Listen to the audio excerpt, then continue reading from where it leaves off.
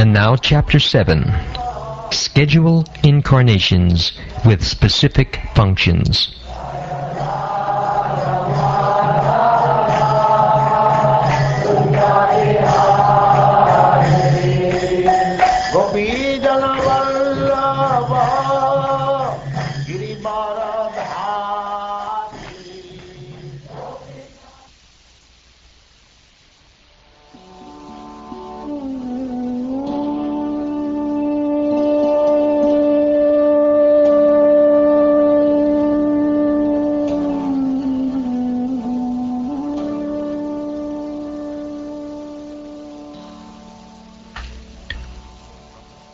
Lord Brahma said, "When the unlimitedly powerful Lord assumed the form of a boar as a pastime, just to lift the planet Earth, which was drowned in the great ocean of the universe called Garbhodaka, the first demon, Hiranyaksha, appeared, and the Lord pierced him with his tusk.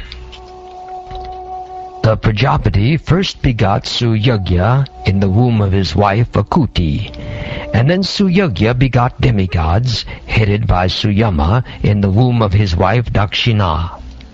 Suyagya, as the Indradev, diminished very great miseries in the three planetary systems, the upper and lower and intermediate, and because he so diminished the miseries of the universe, he was later called Hari by the great father of mankind, namely Swayambhuva Manu. The Lord then appeared as the Kapila incarnation, being the son of the Prajapati Brahmin, Kardama, and his wife Devahuti, along with 9 other women or sisters. He spoke to his mother about self-realization, by which, in that very lifetime, she became fully cleansed of the mud of the material modes, and thereby achieved liberation, the path of Kapila. The great sage Atri prayed for offspring, and the Lord, being satisfied with him, promised to incarnate as Atri's son, Dattatreya. And by the grace of the lotus feet of the Lord, many Yadus, Haihayas, etc., became so purified that they obtained both material and spiritual blessings.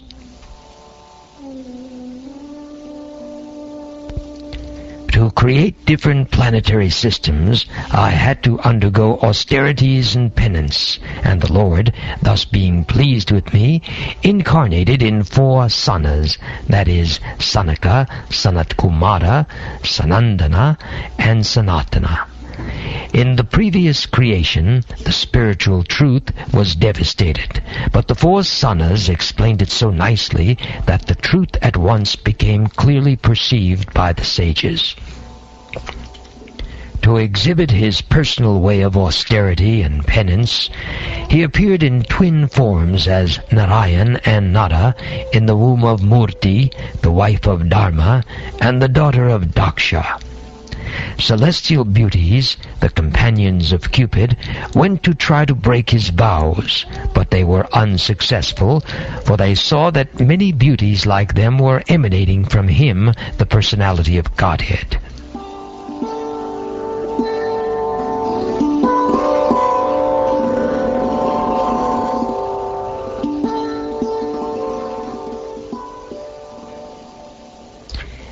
Great stalwarts like Lord Shiva can, by their wrathful glances, overcome lust and vanquish him, yet they cannot be free from the overwhelming effects of their own wrath.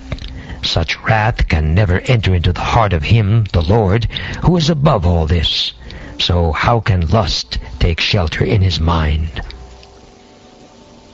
Being insulted by sharp words spoken by the co-wife of the king, even in his presence, Prince Dhruva, though only a boy, took to severe penances in the forest, and the Lord, being satisfied by his prayer, awarded him the Dhruva planet, which is worshipped by great sages, both upward and downward.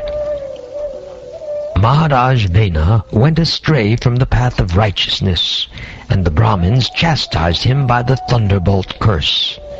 By this King Vena was burnt with his good deeds and opulence, and was en route to hell. The Lord, by his causeless mercy, descended as his son by the name of Prithu, delivered the condemned King Vena from hell, and exploited the earth by drawing all kinds of crops as produce. The Lord appeared as the son of Sudevi, the wife of King Nabi, and was known as Rishabdev. He performed materialistic yoga to equibalance the mind. This stage is also accepted as the highest perfectional situation of liberation, wherein one is situated in oneself and is completely satisfied. The Lord appeared as the Hayagriva incarnation in a sacrifice performed by me. He is the personified sacrifices, and the hue of his body is golden. He is the personified Vedas as well, and the supersoul of all demigods. When he breathed, all the sweet sounds of the Vedic hymns came out of his nostrils. At the end of the millennium, the would-be Vaivasvata Manu, of the name Satyavrata, would see that the Lord in the fish incarnation is the shelter of all kinds of living entities, up to those in the earthly planets. Because of my fear of the vast water at the end of the millennium, the Vedas come out of my mouth, and the Lord enjoys those vast waters and protects the Vedas.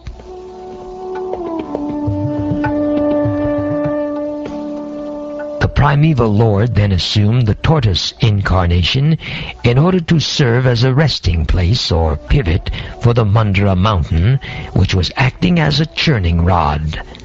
The demigods and demons were churning the ocean of milk with the Mandara mountain in order to extract nectar. The mountain moved back and forth, scratching the back of Lord Tortoise, who, while partially sleeping, was experiencing an itching sensation. The personality of Godhead assumed the incarnation of Nrsingadev in order to vanquish the great fears of the demigods. He killed the king of the demons, Hiranyakashipu, who challenged the Lord with a club in his hand, by placing the demon on his thighs and piercing him with his nails, rolling his eyebrows in anger and showing his fearful teeth and mouth. The leader of the elephants, whose leg was attacked in a river by a crocodile of superior strength, was much aggrieved.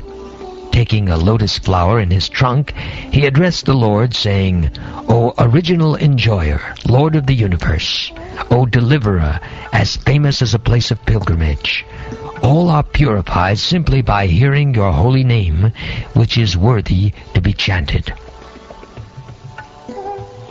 The personality of Godhead, after hearing the elephant's plea, felt that the elephant needed his immediate help, for he was in great distress. Thus at once the Lord appeared there on the wings of the king of birds, Garuda, fully equipped with his weapon, the wheel or chakra. With the wheel he cut to pieces the mouth of the crocodile to save the elephant, and he delivered the elephant by lifting him by his trunk.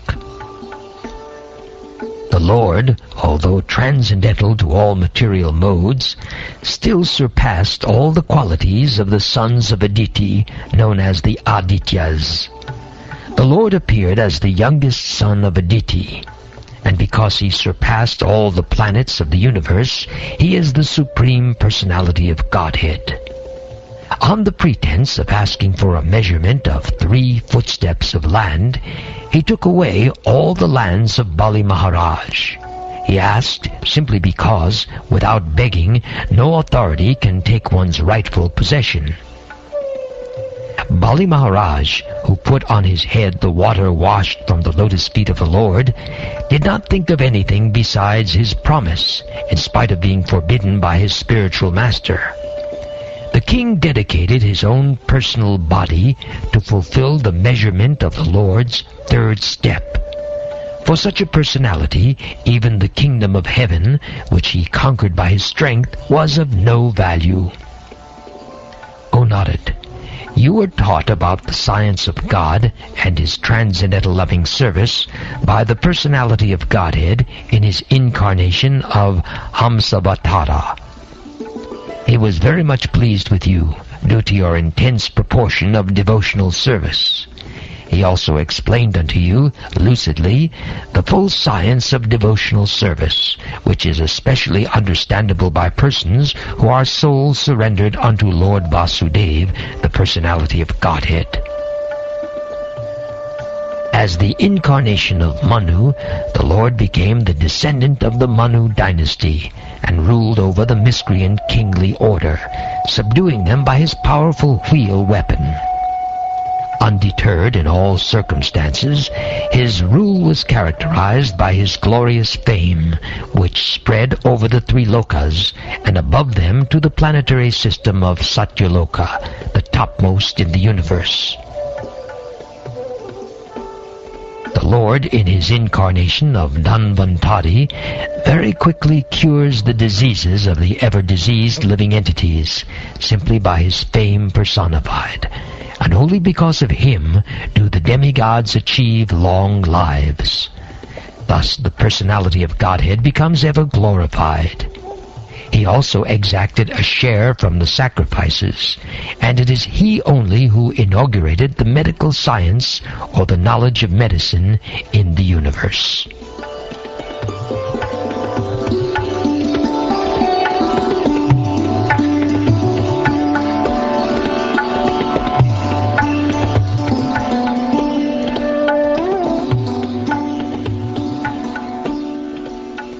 When the ruling administrators, who are known as the Kshatriyas, turned astray from the path of the absolute truth, being desirous to suffer in hell, the Lord, in his incarnation as the sage Parashurama, uprooted those unwanted kings, who appeared as the thorns of the earth.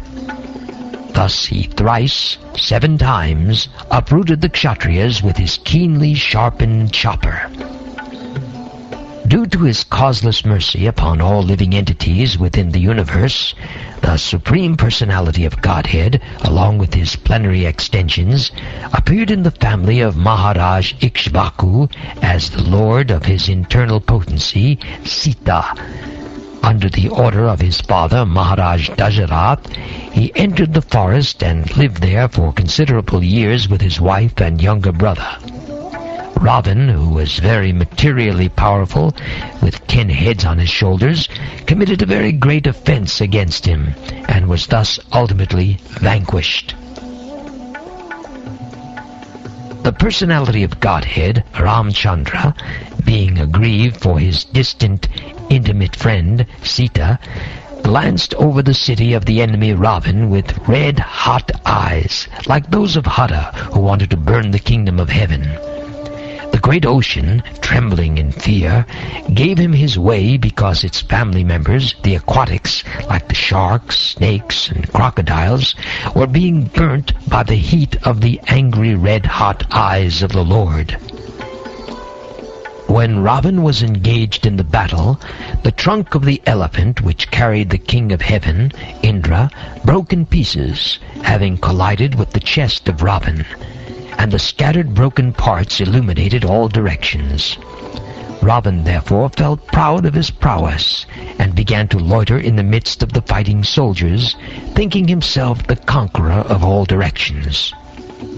But his laughter, overtaken by joy, along with his very air of life, suddenly ceased with the tingling sound of the bow of Ramchandra, the personality of Godhead.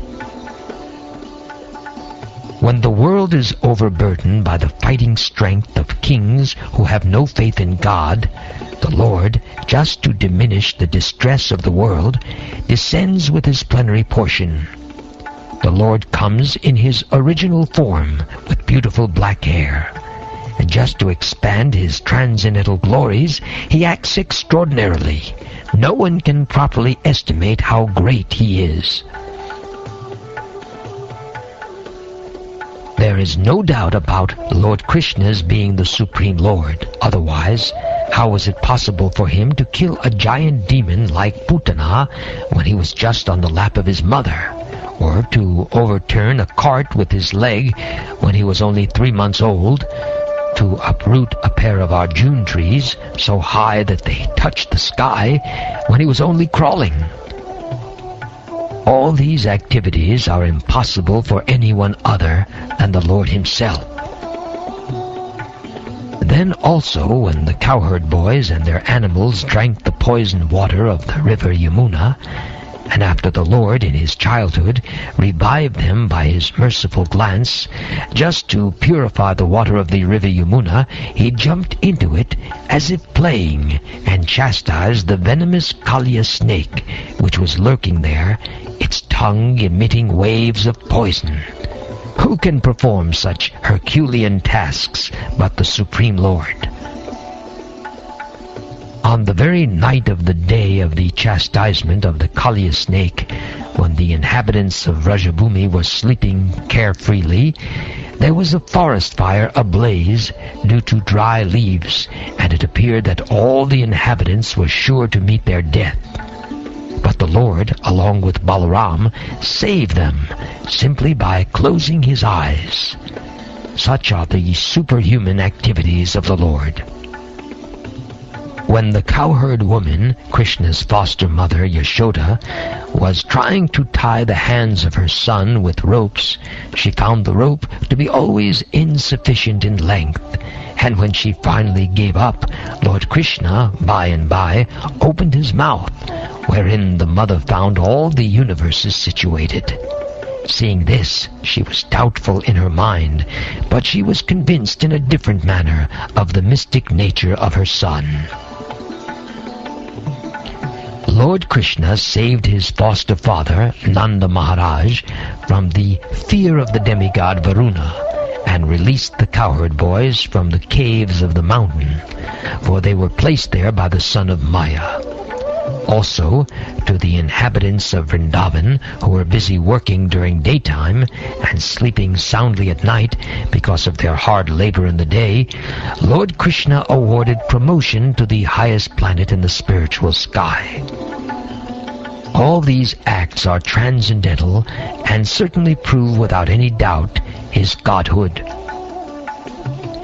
When the cowherd men of Vrindavan, under instruction of Krishna, stopped offering sacrifice to the heavenly king Indra, the whole tract of land known as Vraja was threatened with being washed away by constant heavy rains for 7 days.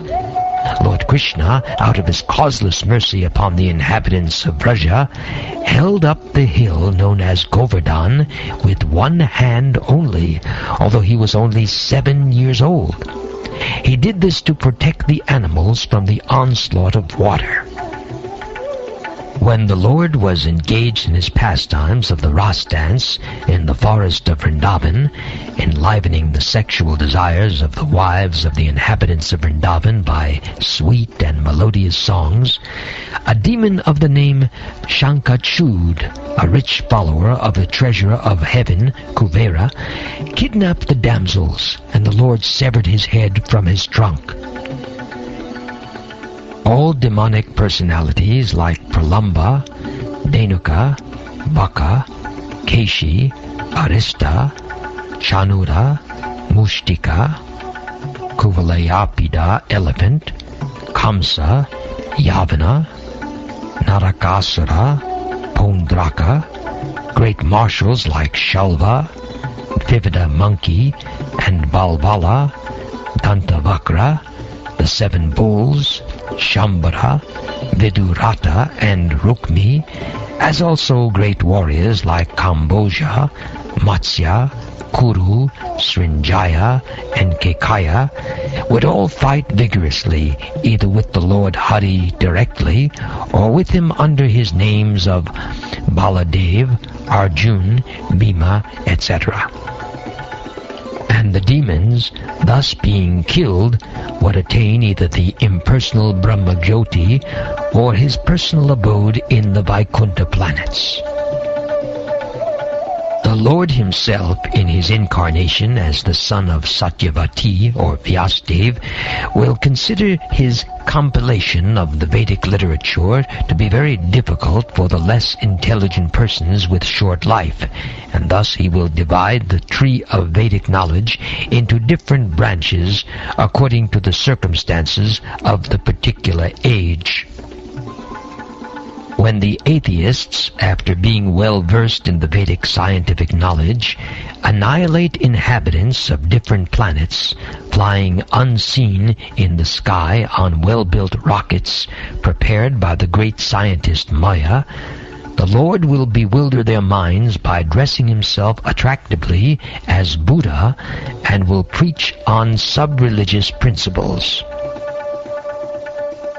Thereafter, at the end of Kali Yuga, when there exist no topics on the subject of God, even at the residences of so-called saints and respectable gentlemen of the three higher castes, and when the power of government is transferred to the hands of ministers elected from the low-born Shudra class, or those less than them, and when nothing is known of the techniques of sacrifice, even by word, at that time the Lord will appear as the supreme chastiser.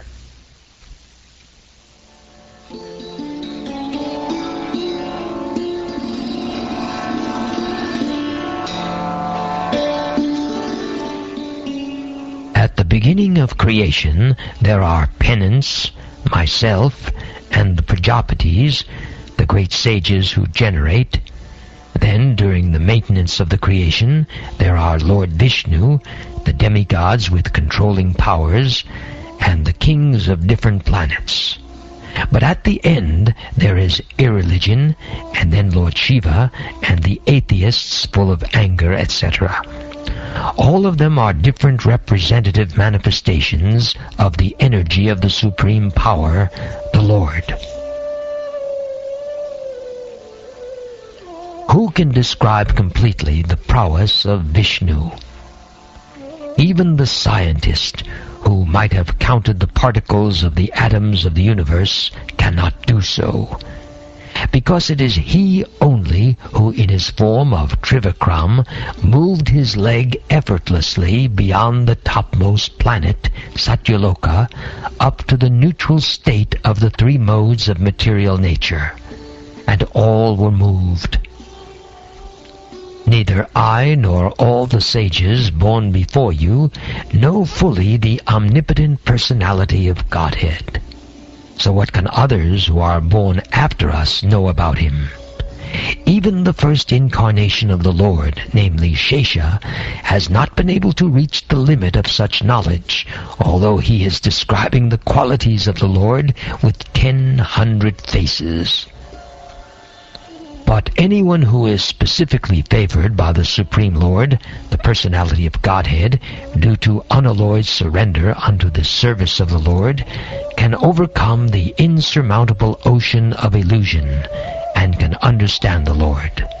But those who are attached to this body, which is meant to be eaten at the end by dogs and jackals, cannot do so. O nodded.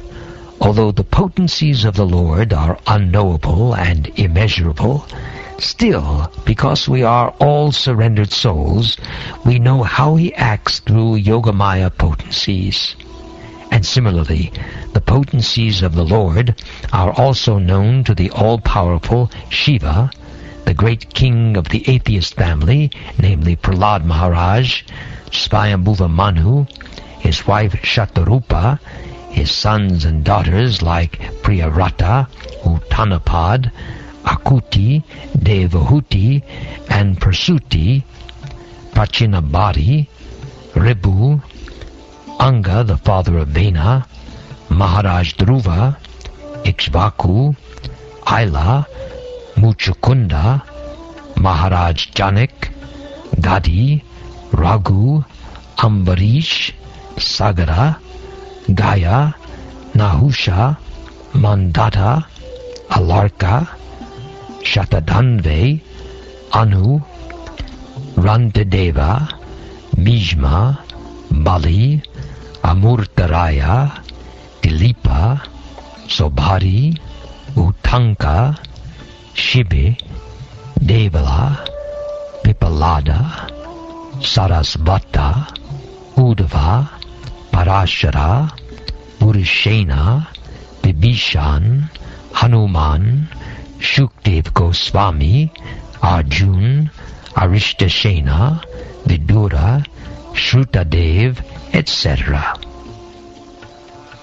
Surrendered souls, even from groups leading sinful lives, such as women, the laborer class, the mountaineers, and the Siberians, or even the birds and beasts, can also know about the science of Godhead and become liberated from the clutches of the illusory energy by surrendering unto the pure devotees of the Lord and by following in their footsteps in devotional service.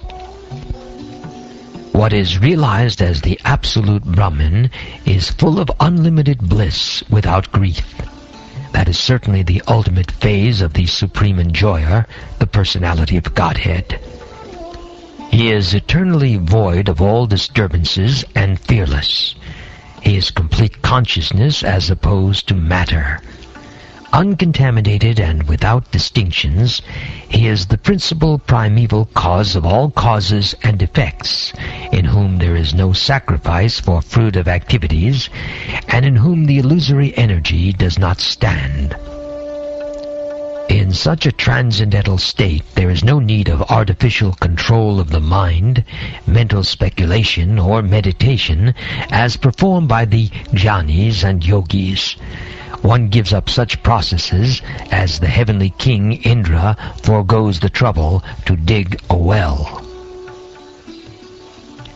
The Personality of Godhead is the supreme master of everything auspicious, because the results of whatever actions are performed by the living being in either the material or spiritual existence are awarded by the Lord. As such, he is the ultimate benefactor. Every individual living entity is unborn, and therefore, even after the annihilation of the material elementary body, the living entity exists, exactly like the air within the body.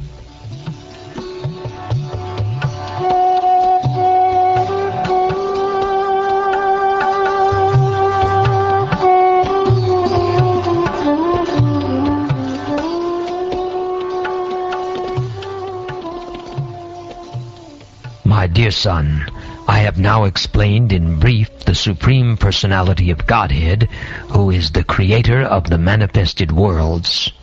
Without him, Hari, the Lord, there are no other causes of the phenomenal and noumenal existences. O Narad, this science of God, Srimad Bhagavatam, was spoken to me in summary by the Supreme Personality of Godhead, and it was spoken as the accumulation of his diverse potencies. Please expand this science yourself. Please describe the science of Godhead with determination and in a manner by which it will be quite possible for the human being to develop transcendental devotional service unto the Personality of Godhead, Hari, the Supersoul of every living being and the summum bonum source of all energies. The Lord's activities in association with his different energies should be described, appreciated, and heard in accordance with the teachings of the Supreme Lord. If this is done regularly with devotion and respect, one is sure to get out of the illusory energy of the Lord.